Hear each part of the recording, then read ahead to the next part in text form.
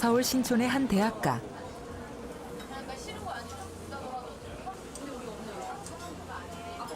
변화에 민감해 유행을 선도하는 젊음의 아지트라 불리는 이곳에서 맛볼 수 있는 특별한 미각은 다름 아닌 고기와 어우러진 과일의 맛이다.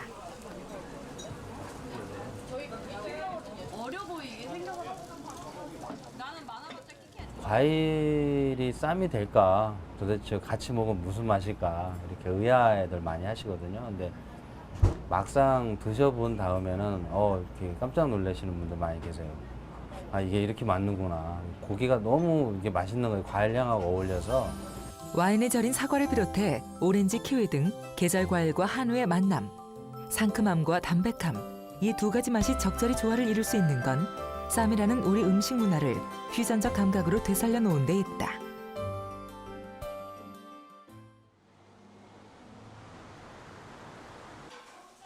부산 서면에 위치한 한 요리 학원. 뭐 아무거나 다 넣으면 돼. 내나 오늘 우리 저 계란에 들어가 이쁘게 딱 해갖고 담아. 그냥 담지 말고. 오늘 실습 중인 메뉴는 누구나 손쉽게 만들 수 있는 퓨전 쌈이다. 간단한 조리 방법에 비해 나름의 맛과 멋을 살릴 수 있고 영양적인 면에서도 어느 음식에 뒤지지 않는다는 점에서 더욱 인기를 얻고 있다. 퓨전이라고 하지만 우리나라 입맛에 더 강하게 남는 것 같아요. 그래서 깔끔한 맛이 너무 좋은 것 같아요. 저는 이제 20살이다 보니까 다른 친구들이랑 좀 새로운 쌈 같은 거 많이 찾고 그러거든요. 이제 여러 가지 재료나 여러 가지 쌈으로 만들다 보니까 많은 영양소가 들어가서 되게 괜찮다고 생각을 하고 있어요. 퓨전 쌈은 정형화된 요리나 음식이 아니다. 다양한 식재료를 이용해 쌈과 소만 준비되면 무엇이든 가능한 요리다. 자기만의 독특한 취향과 입맛에 맞게 만들 수 있고 간단한 조리 과정으로 재료에 따라 고른 영양 섭취가 가능하기 때문에 바쁜 현대인들에게 안성맞춤인 메뉴로 자리 잡고 있다. 퓨전 쌈은 이제 일단 여러 가지 재료가 어우러져서 그 재료에 어우러지는 맛이 굉장히 좋거든요. 들어가는 것도 굉장히 다양한 그런 우리가 먹는 그 음식을 가지고 얼마든지 다양한 그런 모양으로 창출이 되지 않을까 해서 굉장히 무궁무진한 그런 발전 가능성이 있는 그런 요리가 아닐까 싶습니다. 이왕이면 좀 더 신선하고 안전한 먹을거리를 찾으려는 소비자들이 늘어나면서 이곳에서는 유기농을 넘어 기능성을 강조한 쌈 채소가 주부들의 시선을 사로잡고 있다. 사람의 질병을 예방하고 건강을 돕는다는 기능성 바람이 쌈에도 불고 있는 것이다. 이게 일반 쌈배추에 비해서 항암 성분이 48배가 더 높다는 기능성 쌈배추입니다. 네, 하나 드셔보세요. 이 제품은 배추와 순물을 교배하여 개발한 신품종으로 항암 성분인 베타카로틴이 일반 배추에 비해 48배 이상 함유되어 있다고 한다. 세계 최초로 개발되어 지난해부터 시판되기 시작한 이 기능성 쌈배추는 국내는 물론 가까운 일본을 비롯한 해외 등지에서도 선풍적인 인기를 누리며 기능성 채소 시장의 새 지평을 열었다. 그렇다면 항암이라는 기능성을 지닌 이 쌈배추의 암세포 억제 능력은 얼마나 될까? 이를 알아보기 위해 부산신라대학교의 한 연구실에서 일반 배추와 함께 이 기능성 쌈배추의 암세포 억제 능력을 실험해보기로 했다. 먼저 2개의 샘플을 동결 건조 과정을 통해 수분을 말린 후 메탄올을 첨가해 각각의 영양 성분을 추출했다. 이 추출액을 여러 차례 농축한 뒤 분획 과정을 거쳐 총 4개의 층으로 나누었다. 주로 메탄올 층에서 반응이 잘 나타나는데 이를 해동시킨 대장암, 간암 등 4가지 세포주와 공동 배양하여 암세포 억제 효과를 관찰해보기로 했다. 과연 세계 최초의 항암 기능을 가진 쌈배추라 개발된 이 쌈 채소는 얼마나 그 기능을 갖고 있을까?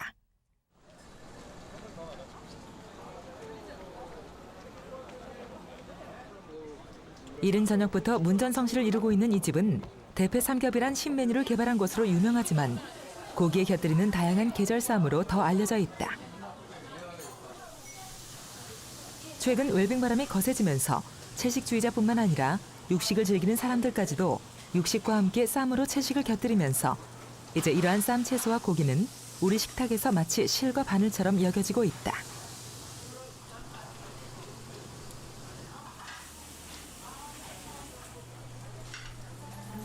이곳의 인기 비결 역시 쌈에 있다. 고기 하나만 주문해도 이곳에선 무려 30여 가지의 계절 쌈 채소를 맛볼 수 있다. 가장 기본적인 상추와 깻잎을 비롯해 다양한 향과 영양소를 지닌 쌈 채소들을 한자리에서 맛볼 수 있다는 것만으로도 이 집의 주 메뉴인 쌈밥 정식은 웰빙 식단이라 불릴만하다. 요즘 같은 경우는 신세대 젊으신 분들도 많이 오시고요. 뭐 점심 때는 회사원분들 많이 오시고 그 이후로는 가족 단위로 많이 오시고 바쁜 일요일 같은 경우는 그래도 한 700~800명 정도 오시지 않나 생각됩니다. 굳이 쌈을 하나의 요리라고 생각하지 않아도 우리 식탁에는 항상 쌈을 쌀 수 있는 것들이 마련되어 있으며 이제 쌈은 우리 식단의 일부가 됐다. 서울 가락동 농산물 시장의 경우 90년대 초부터 쌈 채소의 생산량이 부쩍 늘어나면서 1998년에 이르러서는 생산량이 매년 200%의 성장세를 넘어섰고 2002년부터 일반 채소류와 분리되어 쌈 채소 경매가 따로 이루어지고 있는 상황이다. 서울시 반입량의 80%를 차지하고 있는 이곳의 경우 상주 단일 품목으로 2005년 기준 22,780톤이 거래됐고 국립농산물 품질관리원 통계 자료에 의하면 1980년부터 2006년까지 국내 상주 생산량은 가파른 상승 곡선을 그리고 있음을 알 수 있다. 7, 80년대 고도의 경제 성장으로 우리의 식탁은 풍성해짐과 동시에 기름진 식단으로 짜여졌다. 그러나 90년대 이후 불어닥친 웰빙 바람이 서구화된 우리의 식탁에 대한 개선으로 이어지고 있다. 최근 같은 경우는 우리가 고기를 먹는 양이 증가했죠. 서구식 식문화에 가까워지면서 가장 문제가 된 것이 대장암의 발생률이 증가했어요. 근데 우리가 고기를 먹을 때 야채를 많이 먹게 되면은 그 섬유소 섭취를 많이 하게 되는 것이거든요. 그러면 대장암의 발병률을 낮출 수가 있습니다. 따라서 야채를 같이 쌈을 많이 먹는다는 것은 그러한 것을 해결해 줄 수 있는 그러한 식문화가 되지 않을까 싶습니다. 상추쌈을 비롯해 김쌈, 곰치쌈 등에 대해서 기록하고 있는 조선 말기 조리서, 시의전서를 살펴보면 쌈에 대한 효능과 가치의 인식은 이미 우리 조상의 지혜 속에서도 드러난다.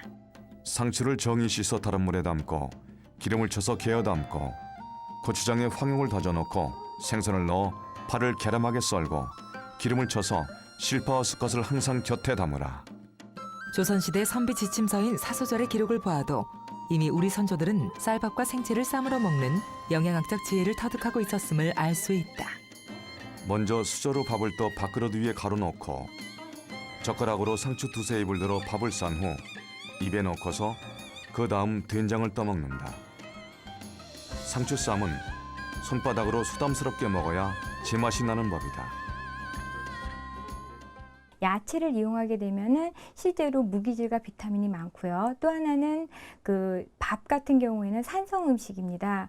근데 쌈, 야채 같은 경우는 알칼리 음식이에요. 그래서 두 개를 같이 먹게 되면은 산도를 조절해 줌으로써 균형을 맞출 수가 있는 것이 되겠죠. 최근 육식 소비가 증가하면서 패밀리 레스토랑을 중심으로 샐러드의 소비 역시 증가하고 있다. 다이어트와 미용의 효과 때문에 신세대 여성을 중심으로 샐러드를 이용한 채식 섭취가 늘어나고 있기 때문이다.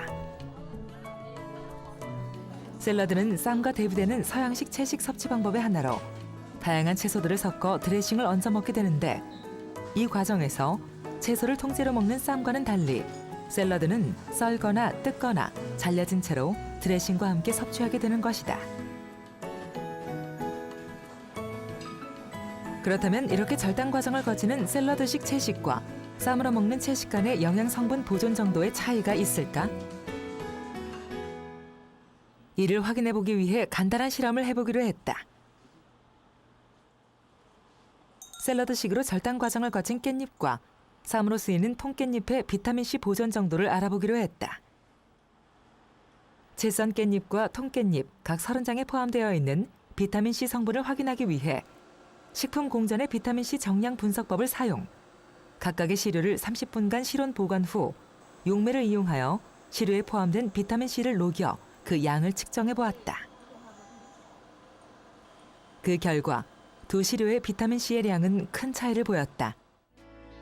채썬 깻잎의 경우 통깻잎의 비타민C의 양에 비해 40% 정도 더 많은 비타민C의 손실이 나타났다. 썰게 되면요, 써는 과정에서 그 써는 절단면이 공기와 접촉을 하게 되죠. 근데 비타민 같은 경우는 그거에 굉장히 약합니다. 그리고 또 하나 칼을 이용해서 썰게 되면은 철과 금속과 그 마찰을 하게 되면 산화가 일어나는 과정이 있죠. 이처럼 비타민을 비롯해 무기질의 공급원으로서의 쌈 채소는 그 속에 들어가는 다양한 쌈 재료와의 영양적 조화를 통해 그 효과를 배가시킨다. 상추쌈의 경우 상추에 부족한 단백질, 칼슘, 비타민 B가 쌈장으로 보충되고 탄수화물이나 지방질은 밥이나 육류로 보충될 수 있다. 따라서 상추쌈 하나에는 상호 보완 작용을 통해 인체에 필요한 영양 성분이 고루 포함되어 있다고 할 수 있다.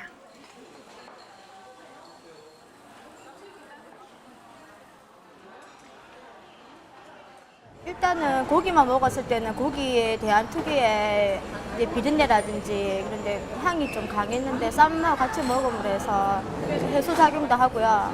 이제 고기로 배를 채울 수 있는 부분들을 야채로 이제 카바를 함으로써 훨씬 더 건강한 식단을 우리가 접할 수 있는 좋은 기회인 것 같아요.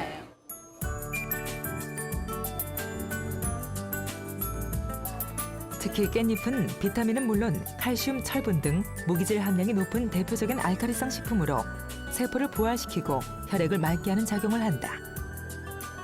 또한 깻잎 특유의 향을 내는 페릴키톤이라는 성분이 방부제 역할을 하는데 이 성분의 정유작용을 통해 식중독을 예방하는 효과를 얻을 수 있다고 한다.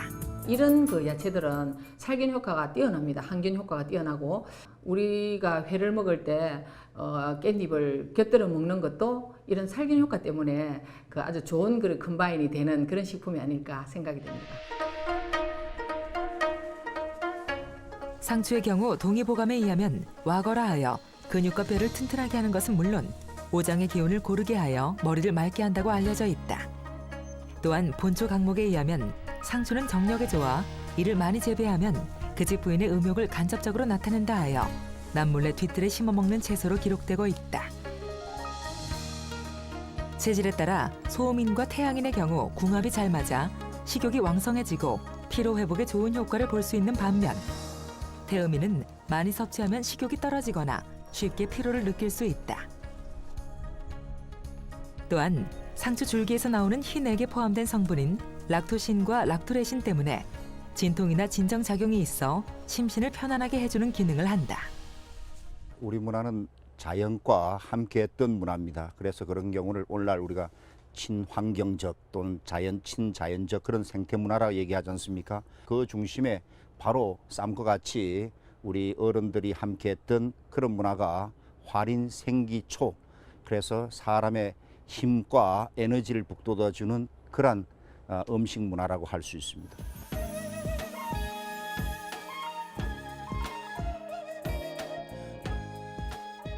생기활인의 음식 문화 쌈은 조선시대 정조에 이르러 궁중에서 임금에게 올려지는 수라상에 오르면서 우리 전통식으로 완전히 자리 잡게 됐다. 조선 말기에는 궁중에서도 쌈 상차림이라고 해서 임금님까지 드셨던 바로 쌈 상차림입니다. 이 상차림에 올려지는 찬의 내용을 소개를 해드리면은요, 우선 그 진지라고 볼 수 있는 이제 밥이 되겠고요. 또 여기에 쌈은 일반적으로 상추쌈, 그리고 쑥갓, 그리고 간은 새파라 그래서 이제 잔파를 함께 이렇게 싸서 드십니다. 가운데 있는 이거는 절미 된장 조치라고 하는 건데요. 보통 우리는 찌개라고 하는데 궁중에서는 찌개를 조치라고 합니다. 쌈장인 조치를 비롯해 보리새우, 그리고 잣, 꿀을 넣은 약고추장이 또 다른 쌈장으로 오르고 소고기를 곱게 채 썰어 마늘, 생강과 함께 볶은 장똑똑이, 그리고 병어 감정이 오르면 궁중 쌈 차림이 완성된다. 이 쌈이라고 하는 거는 특히 상추쌈은 성질이 찬 성질을 가지고 있기 때문에 이제 쌈을 드시고 나면은요, 음료로 드실 때에 이거는 계지차입니다. 그래서 이 계지차는 성질이 상추하고 반대로 따뜻한 성질을 가지고 있기 때문에 이렇게 따뜻한 성질을 지닌 계지차는 찬 성질을 지닌 쌈의 후식으로 제공되어 더운 기운과 찬 기운이 언제나 몸속에서 평안 상태를 유지하도록 돕는 약선적 기능을 하였다.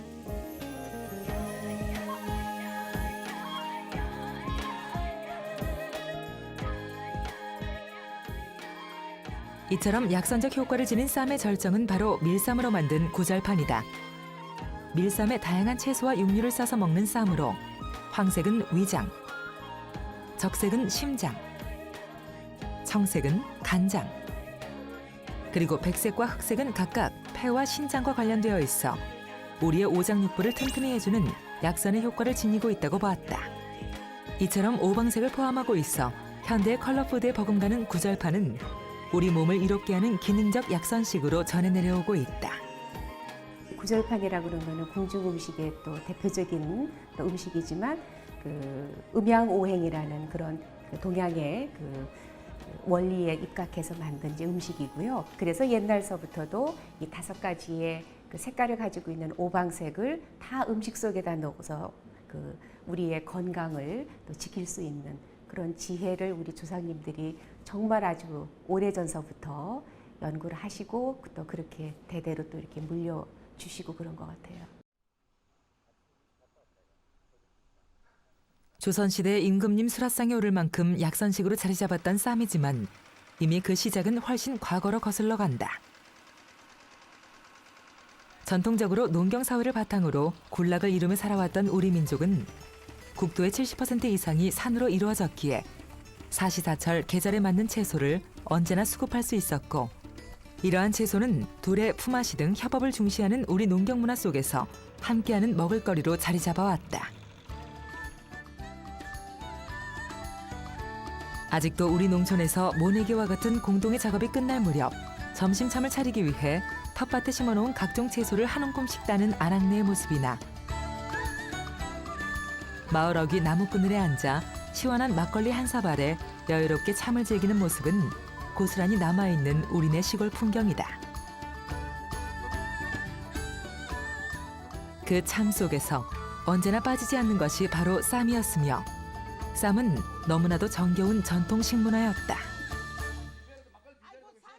우리는 옛날에 농경사회였죠. 그래서 이렇게 모내기를 하거나 밭일을 할 때 서로 이렇게 도와가면서 품앗이를 해서 일을 하게 되는데 그때 여럿이 같이 있을 때 쌈 하나면은 부족하지 않은 밥상이 될 수가 있었죠. 그래서 서로 나누어 먹는 문화로 공동체 문화를 가지고 있기도 합니다. 또한 쌈은 대륙과 해양 문화의 교차점에 위치한 우리 민족의 기질과 정서를 담고 있다. 외향적이기보다는 내향적인 정서를 지닌 우리 민족은 한옥 구조에서도 엿볼 수 있듯이 내포형 문화를 지니고 있었다. 안채를 들여다볼 수 없도록 그 주변을 담장으로 둘러놓은 한옥의 구조나 싸서 매는 모양의 한복 옷매무새라든지 장옷으로 자신의 얼굴을 가리면서 몸을 싸는 전통은 이러한 내포형 문화에 기인하고 있다. 이 내포형 문화가 우리의 음식 문화 속에 투영된 것이 바로 쌈이다. 이런 정서를 바탕으로 우리의 농경 문화 속에서 조상들이 쌈을 통해 그 속에 내포하고자 한 것은 바로 그 해의 풍년을 기원하는 기복 사상이었다. 매년 정월이면 그 해의 풍년을 기원하면서 쌈을 싸서 먹었고 이를 통해 액을 털치고 복을 담을 수 있다고 생각했던 것이다.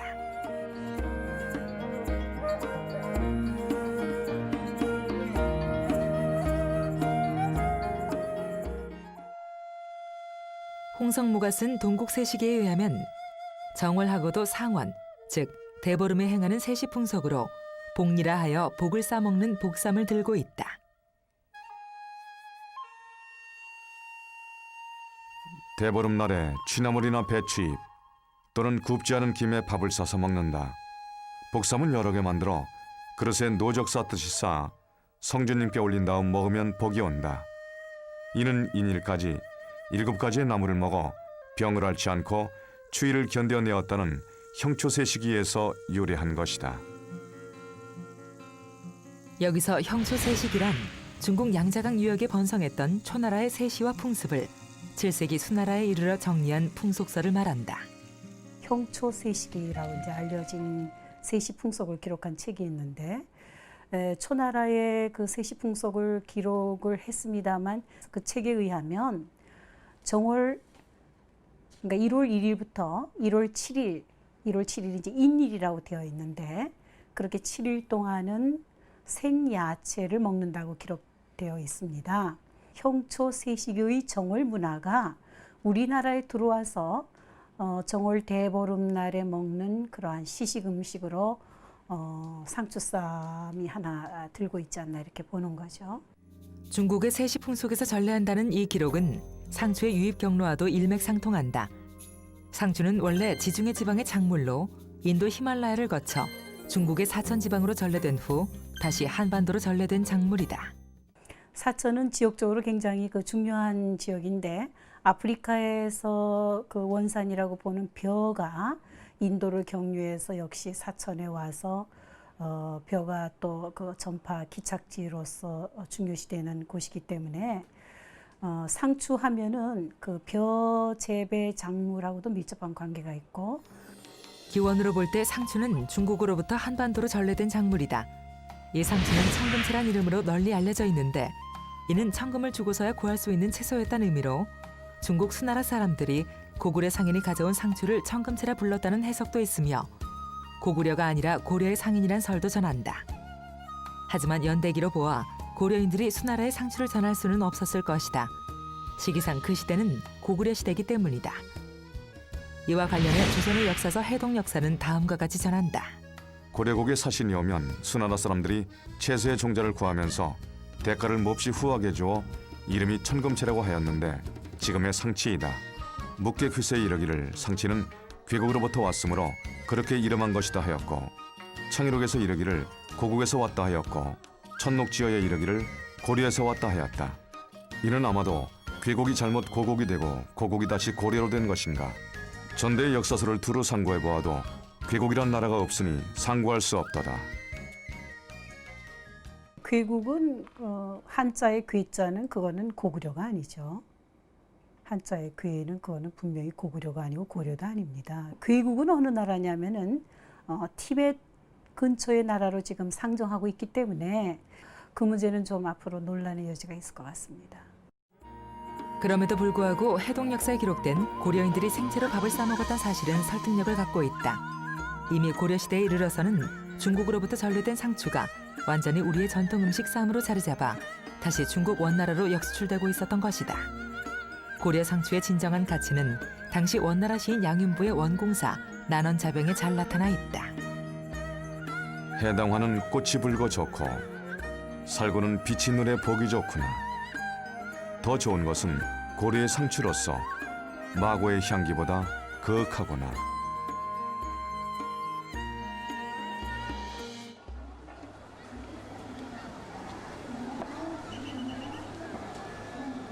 아리랑가락으로 유명한 강원도 정선에 모처럼 만에 5일장이 섰다.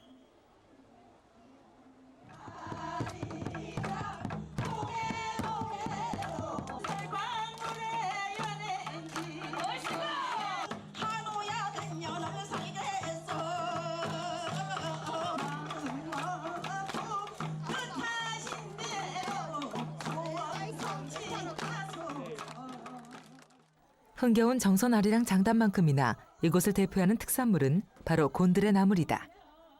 바람에 흔들리는 잎사귀 모양이 마치 술 취한 사람 같다고 하여 이름 붙여진 곤드레는 고려 엉겅퀴과 작물로 해발 700m 고지대에서 자생하는 향이 강하고 맛이 담백한 식물이다. 죽이나 나물의 재료로 쓰였던 곤드레가 최근 이 지역 향토음식연구회의 노력으로 웰빙식 곤드레 쌈밥으로 다시 태어나 정선의 향토 먹을거리로 자리매김하고 있다. 곤드레는 건나물이나 이렇게 뭐 그 제철에 삶아 먹는 것밖에 몰랐는데 저희들은 절임에서부터 또 쌈밥을 이용하면은 어린이들 뭐 소풍을 간다거나 어른들 어디 여행할 때 좋을 것 같아서 또 한번 해봤는데 또 된장도 서리태 된장 가지고 넣어서 한번 해보니까 반응이 좋더라고요. 이처럼 쌈 문화는 그 지역의 자연과 지형 그리고 풍속과 조화를 이루며 형성되고 변형되어 온 우리 고유의 음식이면서 동시에 음식 문화다.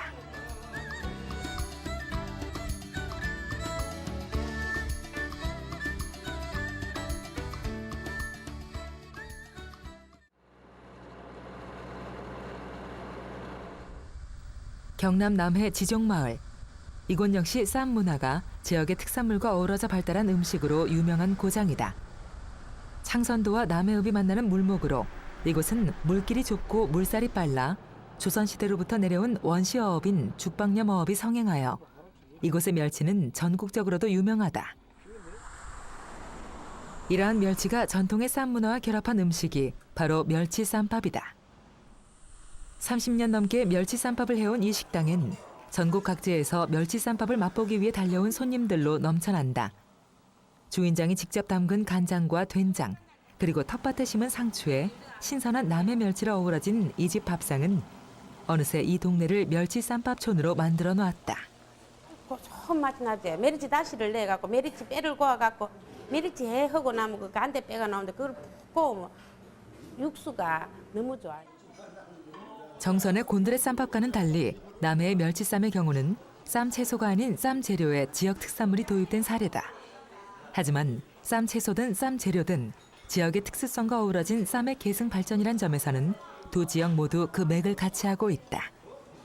이처럼 쌈은 지역의 풍속 또는 자연이라는 특수성과 조화를 이루어 각 지역마다 그 모습을 조금씩 달리하면서 이어져 오고 있다.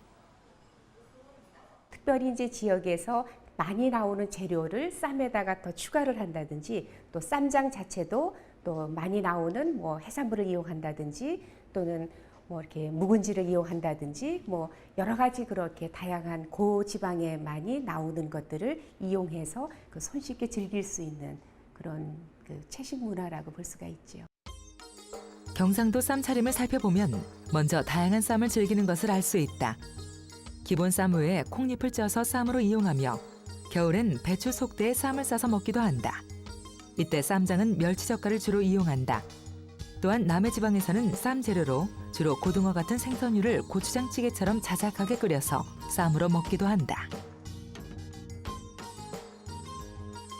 타 지역에 비해 비교적 소박한 쌈 차림을 갖고 있는 충청도의 경우는 주로 꽁보리밥을 상추나 배추 속대에 담백한 생된장과 함께 싸서 먹게 된다.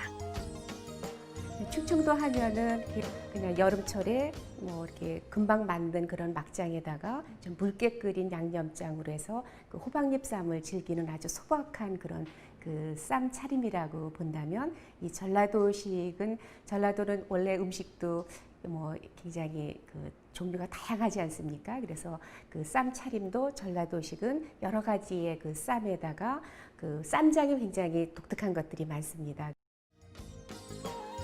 타 지역에 비해 음식 문화가 발달한 전라도는 다양한 생쌈 외에도 미역, 다시마 같은 다양한 해조류를 쌈으로 즐긴다. 특히 쌈장의 종류도 다양한데 된장에다 고추장 양념을 넣은 쌈장이나 멸치젓갈 양념장, 그리고 양념 간장, 혹은 생청국장에 고춧가루를 넣어 쌈장으로 이용하기도 한다. 또한 타 지역에 비해 돼지고기를 쌈 재료로 많이 이용하는 것이 그 특징이다. 10만 평의 규모를 자랑하는 이곳은 60여 년의 역사를 지닌 동양 최대의 백년 자생지 회산 백년지다. 흙탕물 속에서 맑은 꽃을 피운다 하여 풍요와 다산을 상징하는 백년은 인도 이집트를 원산지로 하는 식물로 7월에서 9월 사이 꽃을 피운다.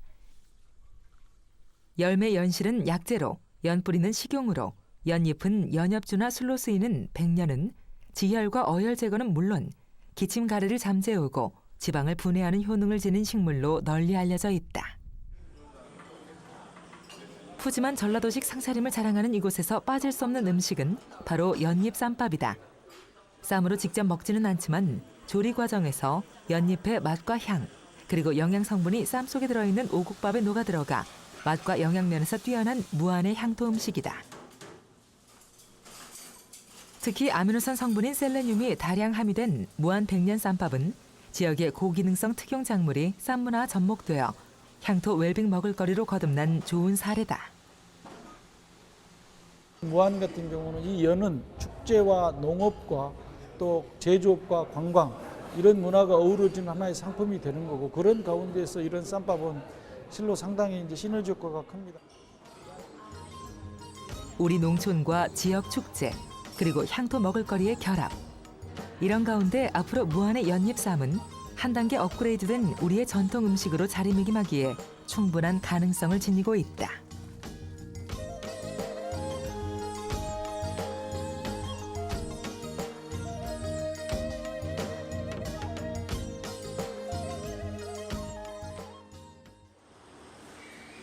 충북 충주의 한 쌈채소 농장의 유통센터. 전국 10곳의 오프라인 매장과 인터넷 매장을 통해서만 유통시켜 소위 명품화 전략을 내세우고 있는 이곳 쌈채소들은 생산뿐 아니라 이후 소비자들의 식탁에 이르기까지의 유통 과정에서도 철저한 품질 관리로 그 가치를 인정받고 있다. 그 결과 2004년부터 지난해까지의 매출액은 무려 수십억 원대에 이르며 유통량 역시 2003년 이후 매년 100톤 이상 증가하고 있다. 이런 현실에서 이 농장이 택한 것은 가격 경쟁이 아닌 품질 경쟁이다. 이는 외국산 채소들이 대거 수입되면서 국내산 채소의 가격 경쟁력이 약화됐기 때문이다.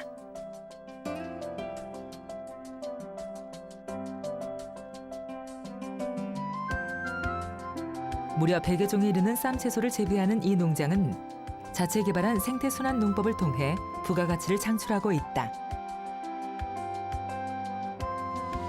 먼저 씨앗의 발화 단계부터 살균 처리한 천연 안반수를 이용하고 있다.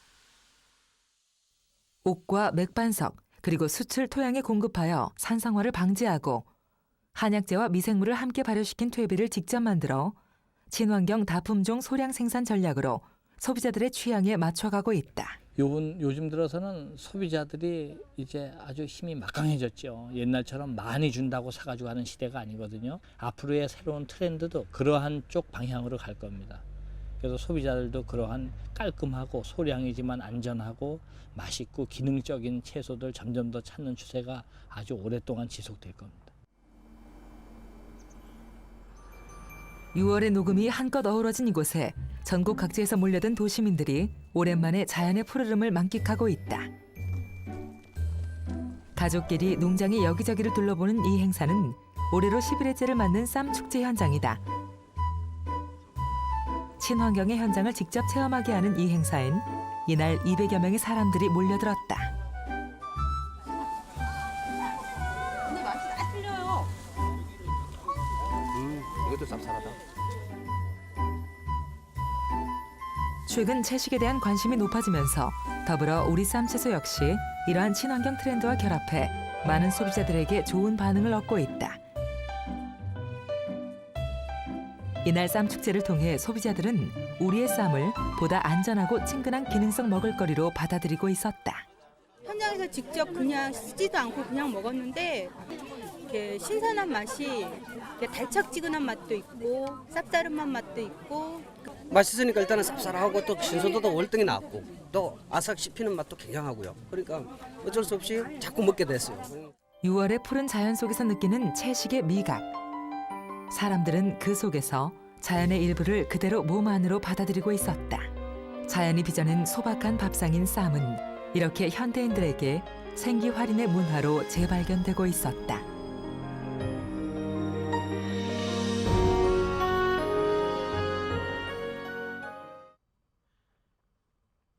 그럼에도 불구하고 이곳에서 재배되고 있는 100여 종의 쌈채소들의 품종을 살펴보면 외래종이 상당 부분을 차지하고 있다는 것을 알 수 있다.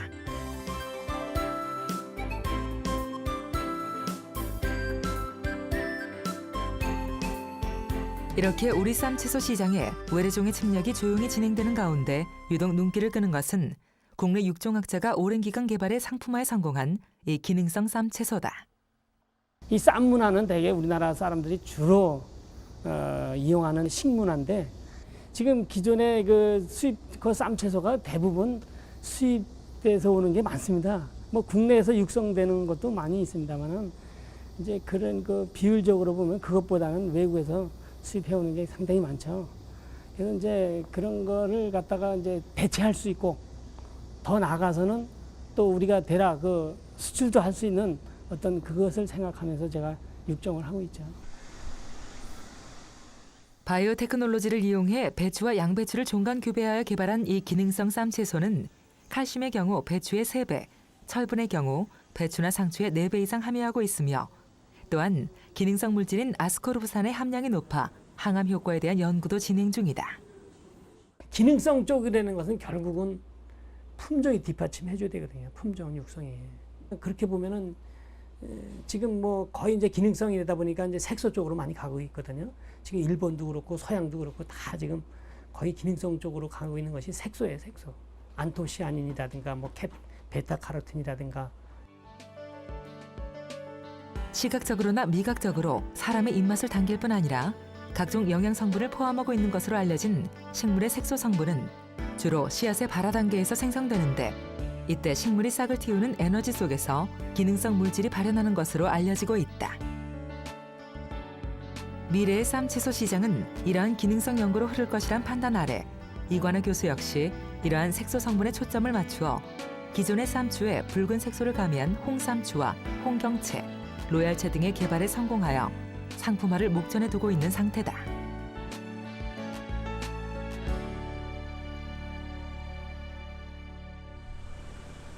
이쯤에서 우리 제작진은 한 달 전 실험 의뢰한 항암 성분을 지닌 기능성 쌈 채소의 실험 결과를 살펴보기로 했다. 배추와 순물을 종간 교잡해 베타카로틴의 함량이 높다는 이 기능성 쌈 채소의 암세포 억제 능력은 과연 얼마나 나타났을까? 간암, 유방암, 대장암 세포 등과 함께 배양해본 결과 이 쌈 채소의 성분을 분해한 여러 층 가운데 특히 메탄올로 분해한 층에서 의미 있는 결과가 나왔다. 대장암 세포와 함께 배양한 시료에서 암세포 억제 효과가 두드러지게 나타난 것이다. 200 마이크로그램 퍼밀이라는 그 농도에서 약 90% 대장암 세포주를 정식으로 억제하는 것으로 결과가 나타났고 그에 반해서 같은 그 분해층인 메탄올층에서 그 일반 배추는 약 한 10% 정도 아주 낮은 그런 암세포 성장 저해 효과가 나타났습니다. 이러한 암세포 성장 억제 효과를 현미경으로 살펴본 결과 암세포와 공동 배양한 이 쌈배추의 메탄올 분해층 양이 증가할수록 암세포의 형태가 점점 불안정해지고 암세포의 괴사 현상이 발생하는 것을 관찰할 수 있었다.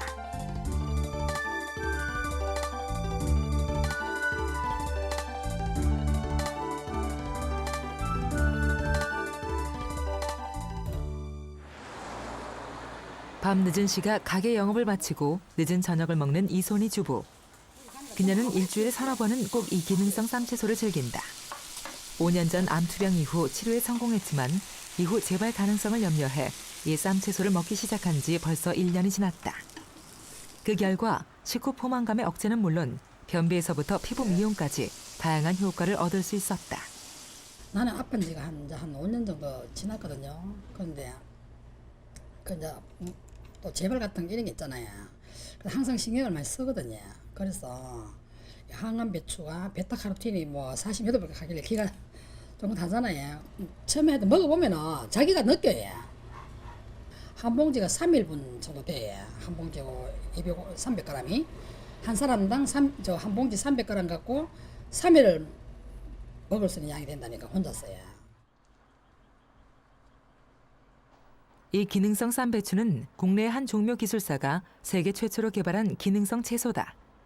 지난 2005년 기존의 배추와 순물을 종간 교배해 개발한 이 쌈배추는 그 기능적 효과로 입소문을 타고 점점 그 시장이 확대되어 전국적으로 연간 30만 평 정도의 하우스에서 재배되고 있으며 현재 일본, 중국을 비롯한 해외 채소 시장에서도 그 가치를 인정받고 있다. 하지만 이러한 기능성 채소를 손에 쥐기까지 그 과정은 쉽게 이루어지지 않았다. 성장이 빨라 수확량이 많고 사계절 재배가 가능한 이 쌈배추가 개발되기까지는 무려 10년이란 시행착오의 시간이 흘렀다. 이런 종자를 얻으려면은 배추의 암술을 배추의 암술에다가 순무의 수수를 갖다 발라줘야 되는데 어릴 때 꽃 목물일 때 이것을 핀셋으로 벌려갖고 강제로 교배를 해줘야 됩니다. 이 종간 교잡이라는 것은 이론적으로는 불가능한 걸로 되어 있습니다. 그렇지만은 종간 교잡을 좋은 품종을 만들려면은 다른 데서 좋은 유전인자를 받아야 되기 때문에 저희들이 세계 최초로 시도를 해서 성공을 하였습니다. 그래서 이 종간 교잡 종자를 얻기가 굉장히 어려운데 한 1000개 정도 이렇게 해야 1개 정도 얻을 수가 있습니다. 이 기능성 쌈 채소는 암세포 억제 효과는 물론 항산화 효과로 아토피와 같은 피부 질환에도 효과가 있는 것으로 보고되고 있다. 가격적인 부담은 일반 채소에 비해 크지만 미래의 쌈 채소 시장이 가격 경쟁을 넘어 기능성 시장으로 나아갈 것이란 전망으로 그 개발과 상품화의 필요성은 점점 더 확대되고 있다. 외국의 농산물은 가격이 싸기 때문에 우리가 가격 경쟁을 통해서 이긴다는 것은 저는 굉장히 어렵다고 봅니다. 그래서 우리가 친환경이다, 유기농이다 이런 것도 해야 되지만은 우리만이 가지고 있는 종자를 개발해야 된다. 그래서 기능성 종자를 개발해야 된다. 기능성 종자를 개발하게 되면은 우리가 그 독점권을 갖기 때문에 소비자들에게는 친환경에다가 기능성을 가진 게 소비자들한테 인기를 끌 수 있고, 이것은 가격 경쟁을 뛰어넘는 거기 때문에 그 외국의 수입 농산물을 막으려면은 기능성 종자를 개발해야 된다. 저는 그런 생각하고 있습니다. 생산 및 유통 라인이 아직 완전히 확보되지 않아 소비량이 많지는 않지만 입소문을 타고 전국 각지의 가정에서 소비되고 있다. 일본에 이어 최근 중국 시장까지 진출한 이 기능성 쌈배추의 소비 시장은 앞으로 더욱 커질 전망이다.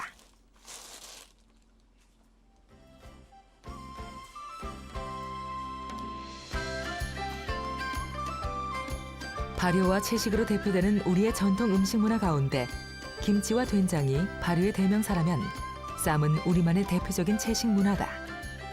쌈은 오랜 세월 향유되어 온 우리 민족의 별식으로 누구나 즐겨온 독특한 식문화다. 다양한 자연의 산물로 몸에 생기를 돋우고 활력을 얻었던 우리 민족은 무려 1000년이 넘는 세월 동안 이 생기활인초를 즐겨왔다. 쌈은 이제 새로운 변화의 시기에 다다랐다. 단순한 청정자연 채식을 넘어 몸을 이롭게 하고 질병을 예방해주는 기능성 약선식으로의 진화가 바로 그것이다.